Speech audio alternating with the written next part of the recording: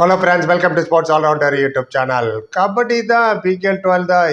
தமிழ் தலைவாஸ் தான். நிறைய விஷயங்கள் இருக்குது பேசுறதுக்கு. அது இல்லாமல் நிறைய பேர் டெய்லி ஏதாவது ஒரு 2 கபடி வீடியோ போடுங்க, தமிழ் தலைவாஸை பற்றி வீடியோ போடுங்கன்னு அன்பு கட்டளை இடுறீங்க, ரிக்வெஸ்ட் பண்ணுறீங்க.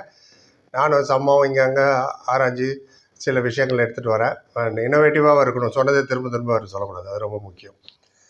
ரைட், இப்போ என்ன பேச போகிறேன்? பிகேஎல் 12 2 மாதம் முடிஞ்சு போச்சு. ஆல்ரெடி பிகேஎல் 11 ஸ்டார்ட் ஆகி, அதான் தெரியுமே, எனக்கும் தெரியும், சொல்கிறேன். 2 மாதம் வெரி சூன் ஸ்டார்ட் ஆகிடும். இப்போ இன்னும் matter of 5-6 months, maybe August செப்டம்பர்லேயே ஸ்டார்ட் ஆகிடலாம் டோர்னமெண்ட்டை. அப்படின்னா அதுக்கு பின்னாடி 4 மாதம் முன்னாடியே உங்களுக்கு என்வைபி, யார் வைபி, யார் பூசு, யார் பலசு, எவ்வளோ பட்ஜெட்டு கிஜெட்டு, இதெல்லாமே பெரிய வேலைகள் இருக்குது. ப்ரீ கேம்ப் செஷன் இருக்குது. உங்களுக்கு தெரியும், இந்த வாட்டி தான் நிறைய டோர்னமெண்ட் நடக்குது. இப்போது இந்த கடந்த 2-3 மாதமாக 71st கபடி சாம்பியன்ஷிப் ஆகட்டும், டொமஸ்டிக் ஈவெண்ட்டு, அதே மாதிரி Yuva kabaddi series, inter railways tournament ஆகட்டும், அண்ட் இப்போ ரீசெண்டாக நவீன் எக்ஸ்பிரஸ் டீம் ஒன்று ஜெயிச்சுது. ஸோ அந்த டோர்னமெண்ட் ஆகட்டும், பிஸியாகவே இருக்காங்க எல்லா பிளேயர்ஸும். அது ரொம்ப முக்கியம். கான்ஸ்டண்ட்டாக வெறும் பிகேஎல் டு பிகேஎல்னால் நீங்கள் ரஸ்டி ஆகிடுவீங்க, விளையாட முடியாது. ஸோ அது நல்ல நியூஸ் தான். கபடி வளர்ந்துட்டே போகுது நிறையா. Happy to hear that. Kabaddi, yes, நம்ம சேனலுக்கு ரசிகர் கபடி தானே ஜாஸ்தி, உண்மை தானே அது. அண்ட் தமிழ் தலைவாஸ், உங்ககிட்டே கேள்வி கேட்குறேன் இப்போ இந்த வீடியோ பற்றி. நரேந்திர கொண்டாலை பற்றி தான் பேச போகிறேன்.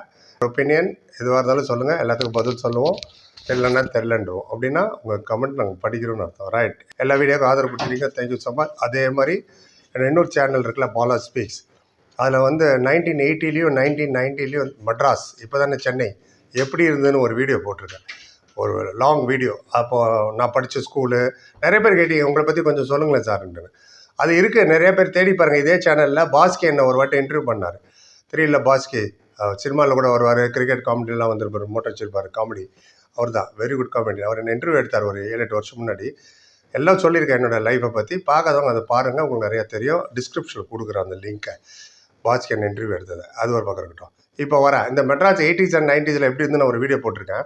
நான் ரசித்த படங்கள், அதனால பீச்செலாம் எப்படி இருந்தது, ரோடு எப்படி இருந்தது, பஸ் சர்வீஸ் எப்படி இருந்தது, ட்ரெயின் சர்வீஸ் எப்படி இருந்தது, ஃபோன்லாம், இந்த ஃபோன் இருந்த காலகட்டங்கள், யார் வீட்லையுமே டிவி கிடையாது, பிளாக் அண்ட் ஒயிட் டிவியே எத்தனை பேர் வீட்டில் இருக்கும், எப்படி நாங்கள் அந்த காலத்தை டைம் பாஸ் பண்ணோம், அவுட்டோர் கேம்ஸ் நிறைய விளையாண்டோம். கிரிக்கெட்டை பற்றி எனக்கு இவ்வளோ கிரிக்கெட் நாலேஜ், கபடி நாலேஜ்னால் நிறைய நாங்கள் அவுட்டோர் கேம் விளையாடுவோம். இப்போ அதெல்லாம் காணும் இல்லை, கில்லி விளையாடுறதாகட்டும், பம்பரம், கோலி, முதுகு பாலு, 7 டைல்ஸு. அந்த வீடியோ எனக்காக பாருங்கள், பிடிக்குதோ இல்லையோ கண்டிப்பாக ரசிப்பீங்க. உங்களுக்கு பிடிக்கலன்னு உங்கள் பேரண்ட்ஸை பார்க்க சொல்லுங்கள். கண்டிப்பாக அவங்க என் பீரியடில் தான் பிறந்திருப்பாங்க, அதெல்லாம் கண்டிப்பாக அவங்க ரசிப்பாங்க. எனக்காக அவங்கள பார்க்க சொல்லிட்டு சப்ஸ்கிரைப் பண்ண சொல்லுங்கள், அதையும் லைக் பண்ணுங்கள். ஓகே, பாலா ஸ்பீக் சேனலில் ஆல்ரெடி 2000 பேர் போட்டாங்க. ரஜினி, கமல் போட்டோலாம் போட்டிருப்பேன் தமிழில். ரைட், இந்த விஷயத்துக்கு வா, நீ புறானதை தூக்கின்னு அப்படிங்கிறீங்களா? இருக்கட்டும். ரைட், நரேந்தர் கொண்டாலா என்ன பேச போகிறேன்? அவர் ஒரு நல்ல கேப்டனாக ஆக வாய்ப்பு இருக்கா? அதுதான் என்னோட கேள்வி. Is a very good raider, நமக்கு நல்லா தெரியும். Is he a good captain material. PKL 9 tournament start ஆகிறதுக்கு 1.5 மாதம் முன்னாடி ப்ரீ கேம்பில் நிறைய விஷயங்கள் கற்றுருந்துருப்பார் அவர் ப்ராக்டிஸில். பவன் ஷராவத் நிறைய வாட்டி சொல்லியிருக்காரு காமெண்ட்ரிலேயே, நிறைய இடத்துலையும். அப்புறம் தானே ஃபஸ்ட்டு மேட்ச்சில் அவர் இன்ஜூரி ஆனார். அதுக்கப்புறம் தானே நரேந்திரன் ஒருத்தர் இருந்ததே நமக்கு தெரிஞ்சுது. பிகேஎல் 9ல் 249 பாயிண்ட் மனுஷன் 23 மேட்ச்சில். பிகேஎல் 10 அப்படியே டிப் ஆகுது, 195 பாயிண்ட் 21 மேட்ச்சில். அப்புறம் பிகேஎல் 11 இன்னும் சுத்தம் இன்ஜுரி வேறு, 88 பாயிண்ட் 13 மேட்ச்சில். அதோட பெரிய கேலிபர் உள்ளவர். இப்போ ரைடரை பற்றி எந்த சந்தேகமும் இல்லை, வெரி குட் ரைடர். அவர்கிட்ட தட்டி கொடுத்து வேலை வாங்கணும். டபுள் கோச் வந்தாங்க, அது சுத்தமாக ஒர்க் அவுட் ஆகலை. அதில் இவர் வேறு பாதிக்கப்பட்டார், இன்ஜுரிங்கிறாங்கன்னா சப்ஸ்டியூட் லிஸ்ட்டில் இருந்தார். அது என்ன கணக்குன்னு எனக்கு தெரியல. ரைட், இப்போ போன சீசனில் 15 மேட்ச், ஃபஸ்ட்டு 15 மேட்ச்சில் 5 கேப்டன் இருந்துங்க. நமக்கு எப்படி ஜெல்லாவாங்க பிளேயர் சொல்லுங்க பார்ப்போம். ரைட், இப்போ இந்த விஷயத்துக்கு வரேன். நரேந்திர கண்ணா நல்ல கேப்டன் ஆவாரா? சாகர் தானே கேப்டன். ஓகே, சாகர் எவ்வளோ? இப்போ நரேந்திர லாங் டைம், ஒரு இப்போ தான் 22 வயசு ஆகுது அவருக்கு. 10-12 வருஷம் விளையாடலாம். ஸோ அதனால் நரேந்திர கண்ணா நல்ல கேப்டன் வர வாய்ப்பு இருக்கா இல்லையான்னு சில ஸ்டாட்ஸ் உங்கள் முன்னாடி வைக்க போகிறேன். நீங்களே முடிவு பண்ணி சொல்லுங்கள். ஆமாம் சார், கரெக்டு சார், இல்லை சான்ஸ் இல்லை சார், அவர் வேலை என்னவோ அதை வண்டி பார்க்கட்டும். ரைட்டு, மற்ற வேலையெல்லாம் வேறு ஏதாவது பார்த்துக்கிட்டோங்க. இந்த ஃபஸ்ட்டு 15 மேட்ச்சில் 5 சொன்னேன் இல்லையா, 5 கேப்டனு. அதில் ஃபஸ்ட்டு சாகர் ஃபஸ்ட்டு மேட்ச் 32 நிமிஷம் விளையாண்டார். அப்புறம் இன்ஜுரி ஆகிட்டார். மேட்ச் ஜெயித்தோம், தெலுங்கு டைட்டன்ஸை 44-29. அப்புறம் மேட்ச் நம்பர் 2லேருந்து மேட்ச் நம்பர் 9 வரைக்கும் சைல்குலையா குஜராத்துக்கு அவர் நம்ம ஜெயிச்சதை மட்டும் சொல்கிறேன். அவர் பீரியடில் 8 மேட்ச்சில், சாரி, குஜராத்துக்கிட்ட 44-25 ஜெயித்தோம். ஜெய்ப்பூர்கிட்ட டை பண்ணோம் 30-30.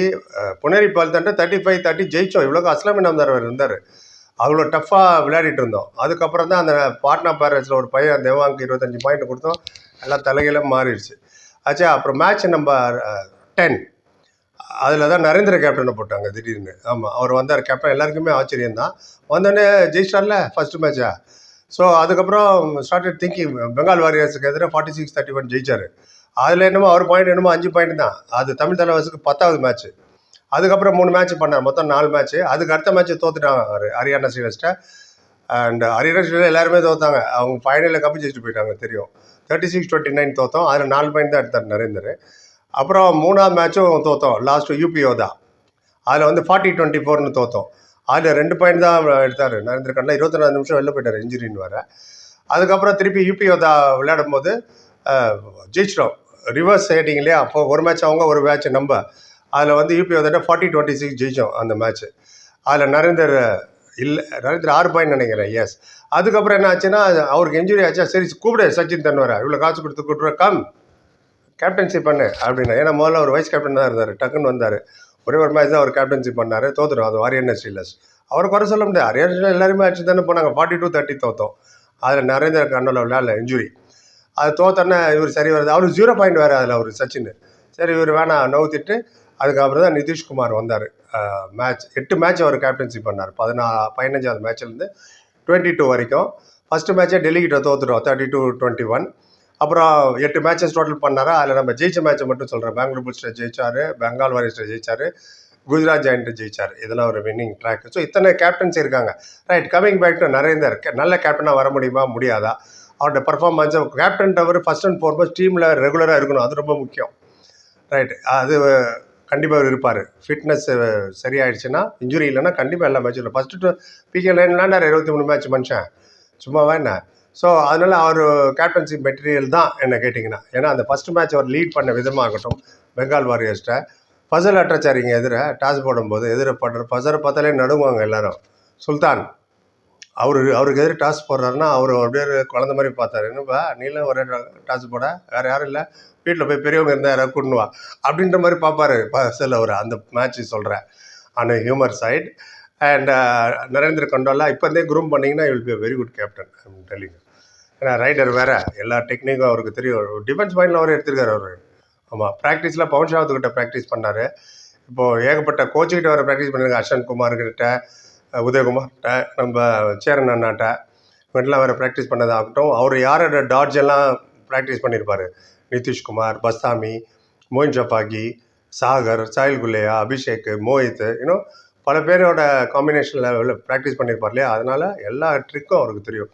ஒன்று ரெஸ்பான்சிபிலிட்டி கொடுங்க நீங்கள், அவ்வளோதான்.